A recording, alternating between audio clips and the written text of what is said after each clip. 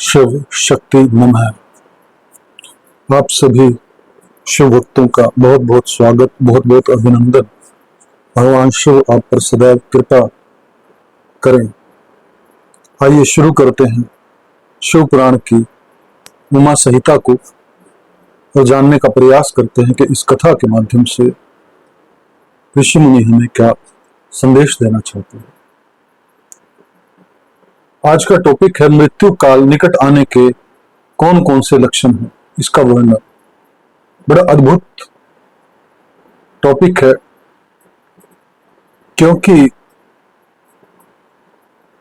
इस विधि को जानकर व्यक्ति जब भी मृत्यु का समय व्यक्ति का आता है, जैसा कहा जाता है कि 6 महीने पहले प्रकृति जो है सिग्नल देना शुरू कर देती है कि इस धरती से जाने का समय आ गया है और यह शरीर छूटेगा। और उन 6 महीने अगर व्यक्ति को पता हो तो वो 6 महीने प्रॉपर जो है सब कुछ छोड़कर प्रभु स्मरण में लग जाए, चाहे वो किसी भी एज में हो, इस बात का कोई फर्क नहीं है। चलो आइए शुरू करते हैं। इसके पश्चात दीपों, लोकों और मनुओं का परिचय देकर संग्राम के फल, शरीर एवं स्त्री स्वभाव आदि का वर्णन किया गया। तदंतर काल के विषय में व्यास जी के पूछने पर सनत कुमार जी ने कहा, मुनि श्रेष्ठ, पूर्व काल में पार्वती जी ने नाना प्रकार की दिव्य कथाएं सुनकर परमेश्वर शिव को प्रणाम करके उनसे यह बात पूछी थी। पार्वती बोली, भगवान, मैंने आपकी कृपा से संपूर्ण मत जान लिया है। देव, जिनकी मंत्रों द्वारा जिस विधि से जिस प्रकार आपकी पूजा होती है वह भी मुझे ज्ञात हो गया, किंतु प्रभु अब भी एक संशय रह गया। वह संशय है काल चक्र के संबंध में। देव, मृत्यु का क्या चिन्ह है, आयु का क्या प्रमाण है। नाथ, यदि मैं आपकी प्रिया हूं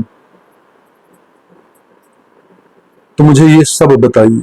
महादेव जी ने कहा, प्रिय, यदि अकस्मात शरीर सब ओर से सफेद या पीला पड़ जाए और ऊपर से कुछ लाल दिखे तो यह जानना चाहिए कि उस मनुष्य की मृत्यु 6 महीने के भीतर हो जाएगी। शिवे, जब मुंह, कान, नेत्र और जीवा का स्तंभन हो जाए तब भी 6 महीने के भीतर ही मृत्यु जाननी चाहिए। भद्रे, जो रूरू मृग के पीछे होने वाली शिकारियों की भयानक आवाजों को भी जल्दी नहीं सुनता, उसकी मृत्यु भी 6 महीने के भीतर ही जाननी चाहिए। जब सूर्य, चंद्रमा या अग्नि के सानिध्य से प्रकट होने वाले प्रकाश को मनुष्य नहीं देखता, उसे सब कुछ काला काला अंधकार छन्न ही दिखाई देता है, तब उसका जीवन 6 मास से अधिक नहीं होता। देवी प्रिय, जब मनुष्य का बायां हाथ लगातार 1 सप्ताह तक फड़कता ही रहे, बायां हाथ फड़कता रहे 1 सप्ताह तक लगातार, तब उसका जीवन 1 मास का ही शेष रह गया, ऐसा जानना चाहिए। इसमें संशय नहीं है। जब सारे अंगों में अंगड़ाई आने लगे और तालू सूख जाए तब वह मनुष्य 1 मास तक ही जीवित रहता है, इसमें संशय नहीं है। त्रिदोष में जिसकी नाक बहने लगे उसका जीवन 15 दिन से अधिक नहीं चलता। मुंह और कंठ सूखने लगे तो यह जानना चाहिए कि 6 महीने के बीतते बीतते इसकी आयु समाप्त हो जाएगी। भामनी, जिसकी जीभ, फूल, जाय और दांतों से मवाद निकलने लगे, उसकी भी 6 महीने के भीतर ही मृत्यु हो जाती है। इन विद्वों से मृत्यु काल को समझना चाहिए, इन चिन्हों से मृत्यु काल को समझना चाहिए। सुंदरी, जल, तेल, घी तथा तर्पण में भी जब अपनी परछाई न दिखाई दे या विकृत दिखाई दे, तब काल चक्र के ज्ञाता पुरुष को यह जान लेना चाहिए कि उसकी भी आयु 6 मास से अधिक शेष नहीं है। देवश्री, अब दूसरी बात सुनो, जिससे मृत्यु का ज्ञान होता है। जब आपकी अपनी छाया को सिर से रहित देखें अथवा अपने को छाया से रहित पाएं तब वह मनुष्य 1 मास भी जीवित नहीं रहता। पार्वती, ये मैंने अंगों में प्रकट होने वाले मृत्यु के लक्षण बताए हैं। भद्रे, अब बाहर प्रकट होने वाले लक्षणों का वर्णन करता हूं, सुनो। देवी, जब चंद्रमंडल या सूर्यमंडल प्रभाहीन एवं लाल दिखाई दे, तब आधे मास ही मनुष्य की मृत्यु हो जाती है। अरुंधति, महायान, चंद्रमा, इन्हें जो न देख सके अथवा जिसे ताराओं का दर्शन न हो, ऐसा पुरुष 1 मास तक जीवित रहता है। यदि ग्रहों का दर्शन होने पर भी दिशाओं का ज्ञान न हो, मन पर मूढ़ता छाई रहे, तो 6 महीने में निश्चित ही मृत्यु हो जाती है। यदि उतत्थ नामक तारा का, ध्रुव का अथवा सूर्यमंडल का भी दर्शन न हो सके,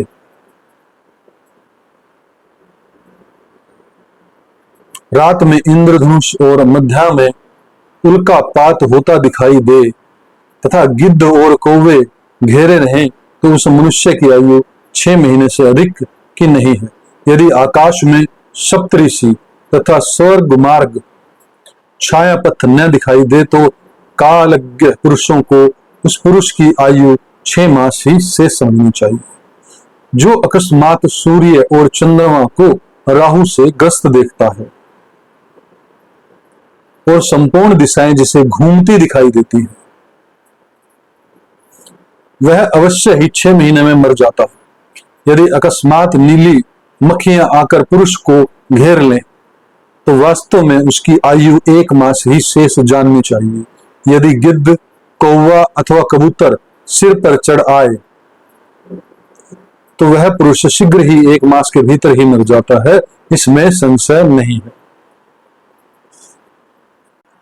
दूसरी कथा का टॉपिक है कि काल को जीतने का उपाय। नोधा शब्द ब्रह्मा एवं तुंकार के अनुसंधान और उससे प्राप्त होने वाली सिद्धियों का वर्णन। देवी पार्वती ने कहा कि प्रभु, काल से आकाश का भी नाश होता है।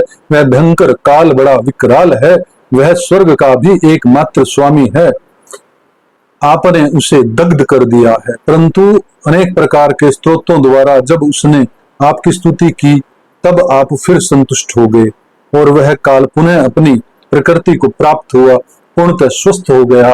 आपने उससे बातचीत में कहा कि काल, तुम सर्वत्र विचरोगे, किंतु लोग तुम्हें देख नहीं सकेंगे। आप प्रभु की कृपा दृष्टि होने और वर मिलने से वह काल जी उठा और उसका प्रभाव बहुत बढ़ गया। अतः महेश्वर, क्या ऐसा कोई साधन है जिससे उस काल को नष्ट किया जा सके?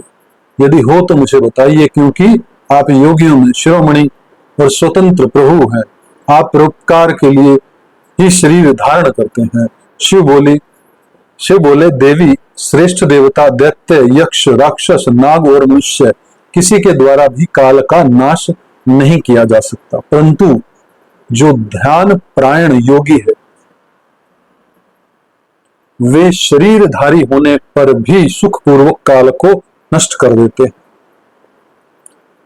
वरारोहे, यह पार्श्वभौतिक शरीर सदा उन भूतों के गुणों से युक्त ही उत्पन्न होता है और उन्हीं में इसका लय होता है। मिट्टी की देह मिट्टी में मिल जाती है, आकाश से वायु उत्पन्न होती है, वायु से तेज सत्व प्रकट होता है, तेज से जल का प्राकट्य बताया गया है और जल से पृथ्वी का आविर्भाव होता है। पृथ्वी आदि भूत क्रम से अपने कारणों में लीन होते हैं। पृथ्वी के 5, जल के 4, तेज के 3 और वायु के 2 गुण होते हैं।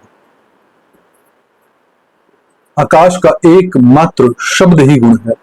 पृथ्वी आदि में जो गुण बताए गए हैं, उनके नाम इस प्रकार हैं: शब्द, स्पर्श, रूप, रस और गंध।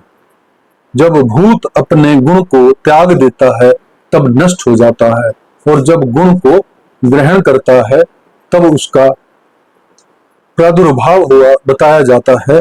देवश्री, इस प्रकार तुम 5 भूतों के यथार्थ स्वरूप को समझो।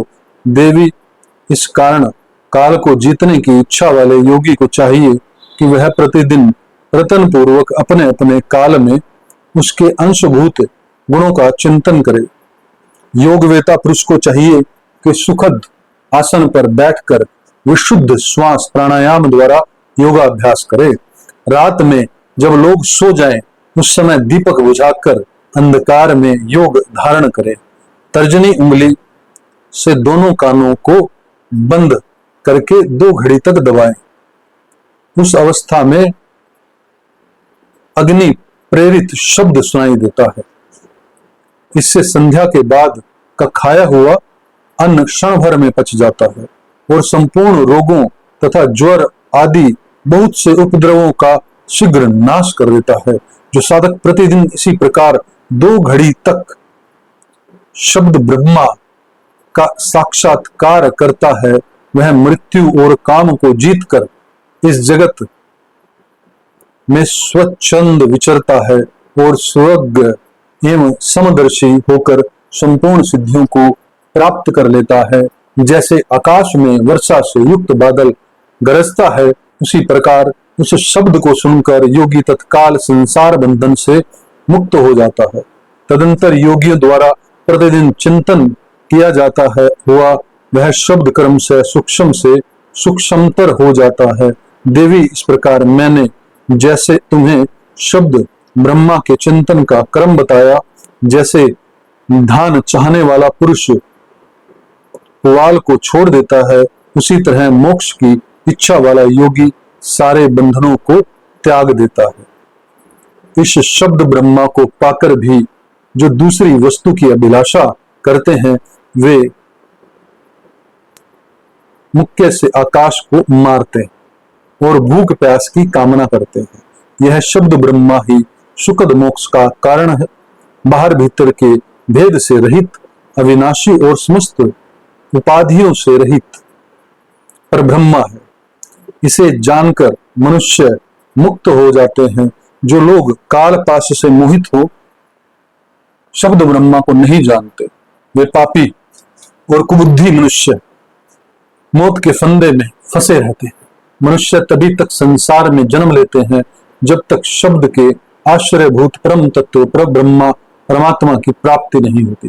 परम तत्व का ज्ञान हो जाने पर मनुष्य जन्म मृत्यु के बंधन से मुक्त हो जाता है। निद्रा और आलस साधना का बहुत बड़ा विघ्न है। इस शत्रु को यत्न पूर्वक जीत कर सुखद आसन पर आसीन हो प्रतिदिन शब्द ब्रह्मा का अभ्यास करना चाहिए। 100 वर्ष की अवस्था वाला वृद्ध पुरुष आजीवन इसका अभ्यास करे तो उसका शरीर रूपी स्तंभ मृत्यु को जीतने वाला हो जाता है और उसे प्राणवायु की शक्ति को बढ़ाने वाला आरोग्य प्राप्त होता है। वृद्ध पुरुष में भी ब्रह्मा के अभ्यास से होने वाले लाभ का विश्वास देखा जाता है। फिर तरुण मनुष्य को तो इस साधना से पूर्ण लाभ हो, इसके लिए तो कहना ही क्या। यह शब्द ब्रह्मा न ओंकार है, न मंत्र है, न बीज है, न अक्षर है। यह अनाहत नाद बिना आघात के अथवा बिन बजाए ही प्रकट होने वाला शब्द है। इसका उच्चारण किए बिना ही चिंतन होता है। यह शब्द ब्रह्मा परम कल्याण में है। प्रिय शुद्ध बुद्धि वाले पुरुष यत्न पूर्वक निरंतर इसका अनुसंधान करते हैं।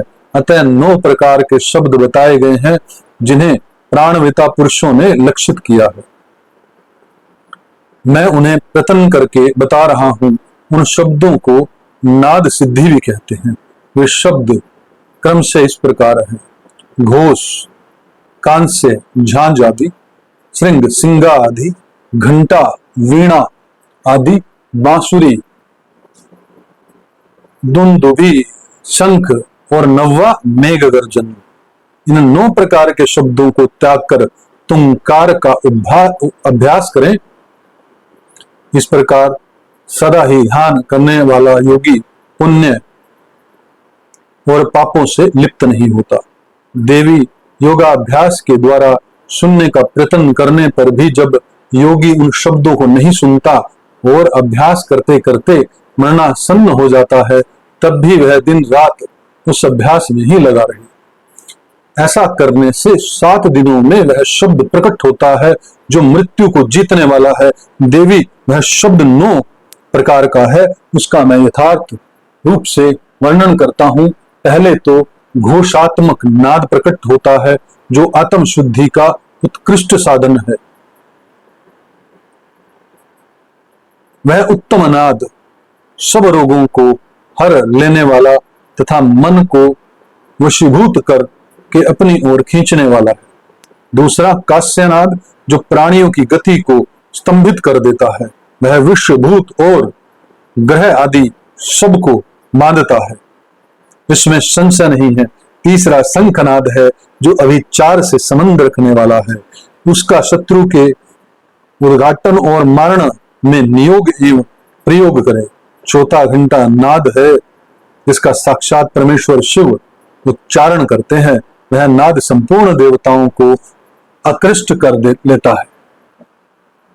फिर भूतल के मनुष्यों का की तो बात ही क्या, यक्षों और गंधर्वों की कन्याएं उस नाद से आकृष्ट हो योगी को उसकी इच्छा के अनुसार महासिद्धि प्रदान करती हैं तथा उसकी अन्य कामनाएं भी पूर्ण करती हैं। पांचवा नाद वीणा जिसे योगी पुरुष ही सदा सुनते हैं। देवी, उस वीणा नाद से दूरदर्शन की शक्ति प्राप्त होती है। बंसी नाद का ध्यान करने वाले योगी को संपूर्ण तत्व प्राप्त हो जाता है। रुदुम्भी का चिंतन करने वाला साधक जरा और मृत्यु के कष्ट से छूट जाता है। देवेश्वरी शंखनाद का अनुसंधान होने पर इच्छा अनुसार रूप धारण करने की शक्ति प्राप्त हो जाती है। मेघनाद के चिंतन से योगी को कभी विपत्ति का सामना नहीं करना पड़ता। बराने जो प्रतिदिन एकाग्र चित्त से ब्रह्मा रूपी तुंकार का ध्यान करता है, उसके लिए कुछ भी असाध्य नहीं होता, उसे मनोवंचित सिद्धि प्राप्त हो जाती है। वह सर्वज्ञ सर्वदर्शी और इच्छा अनुसार रूपधारी होकर सर्वत्र विचरण करता है, कभी विकारों के वशीभूत नहीं होता। वह साक्षात शिव ही है, इसमें संशय नहीं। परमेश्वरी, इस प्रकार मैंने तुम्हारे समक्ष शब्द ब्रह्मा के नवधा का स्वरूप का पूर्णतः वर्णन किया है, अब और क्या सुनना चाहती है? यह कहकर शिव मौन में हो जाते हैं। भगवान शिव और देवी पार्वती की प्रशंसा में क्या कहा जाए, जितना कहा जाए उतना कम। पहले वो ज्ञान देते हैं काल का कि मृत्यु के सिम्टम्स क्या है, फिर वो देते हैं उससे बचने का उपाय। ये बड़ी अद्भुत ध्यान साधना आज शिव पुराण पढ़ने से मेरे सामने आई है कि तर्जनी उंगली से कानों को बंद कर कर नाद सुनने का प्रयास करना चाहिए और स्वयं प्रकट होता है फिर नाद। इतनी अद्भुत साधना नाद ब्रह्म ध्यान जो है, बिल्कुल एक ध्यान है जो भगवान ओशो ने भी करवाया। मेरे पास शब्द नहीं है भगवान शिव देवी पार्वती का धन्यवाद करने के लिए, लेकिन फिर भी हृदय से मैं धन्यवाद करता हूं। यह कथा तो यहीं पर समाप्त होती है, लेकिन इस कथा से आपके जीवन में महापरिवर्तन हो जाएगा अगर आप इसे प्रैक्टिकली अपने जीवन में उतार लें। इस वीडियो को सुनने के लिए आपका बहुत बहुत धन्यवाद, आभार।